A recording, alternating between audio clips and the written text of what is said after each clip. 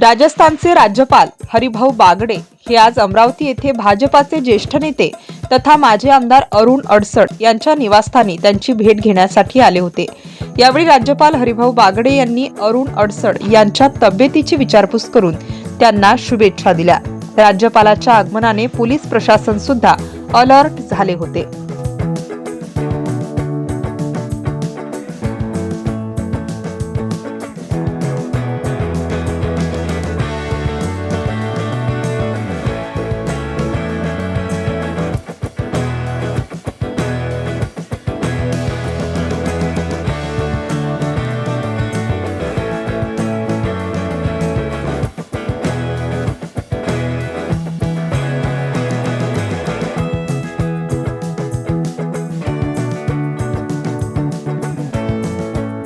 राज्यातील राजकीय घडामोडी व विविध क्षेत्रातील बातम्या पाहण्यासाठी आजच आमच्या जनविकास न्यूज चॅनलला सबस्क्राइब करा।